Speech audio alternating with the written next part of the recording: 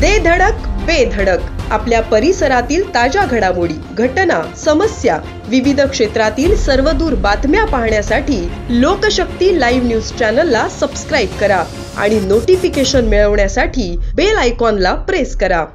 पेण तालुक्यातील युवा नेतृत्व आणि तरुणांच्या गळ्यातील ताई धैर्यशील दादा पाटील यांनी शेकापमधून भाजपात उडी मारली। 2024च्या रायगड लोकसभा मतदारसंघात खासदारकीची माळ धैर्यशील दादांच्या गळ्यात पडणार हे जवळजवळ पक्के झाले होते। दादांनी सभा घेत शेकापच्या कार्यकर्त्यांना भाजपात वळवण्याचे सर्व प्रयत्न अगदी प्रामाणिकपणे करण्यास सुरुवात केली होती। तेवढ्यात महाराष्ट्राच्या राजकारणात मोठा धमाका झाला।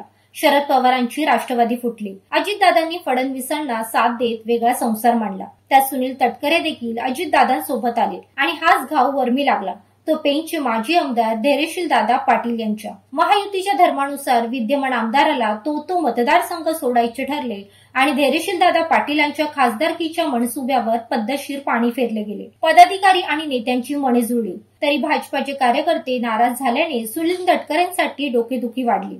मुंबईतील बैठकीमध्ये पक्षश्रेष्ठींसमोर तटकरेंना मदत करणार असल्याचे सांगत धैर्यशील दादांना आपली तलवार म्यान करावी लागली। कार्यकर्ते मात्र चांगलेच नाराज झाले। धैर्यशील पाटील यांना महायुतीतून उमेदवारी मिळाली नाही तर त्यांनी अपक्ष लढावे अशी कार्यकर्त्यांची इच्छा होती। मात्र धैर्यशील पाटीलांनी तलवार म्यान करताच कार्यकर्त्यांमध्ये नाराजी पसरली। आता तटकरेंच्या प्रचाराबाबत त्यांच्यामध्ये निरुत्साही वातावरण आहे। मोदींना पुन्हा पंतप्रधानपदी बसवण्यासाठी सर्वांनी एकत्रित काम करण्याचे वारंवार भाजपाकडून सांगण्यात येते। यासाठी महायुतीचा धर्म म्हणून तटकरेंना निवडून आणण्यासाठी सर्वांनी मदत करावी असे आवाहन बावनकुळे यांनी केले। त्यामुळे धैर्यशील पाटीलांची आणखीच पंचायत झाली। तटकरेंना निवडून आणण्यासाठी धैर्यशील पाटील यांना देखील मदत करावी लागणार आहे।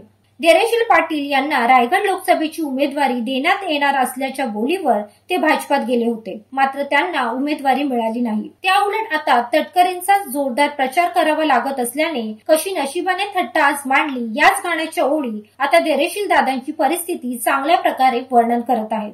लोकशक्ती लाईव्ह साठी न्यूज ब्युरो रायगड। अशाच सच्चाई दर्शवणाऱ्या बातम्या पाहण्यासाठी लोकशक्ती लाईव्ह न्यूज चॅनलला लाईक करा, शेअर करा आणि सबस्क्राईब करा।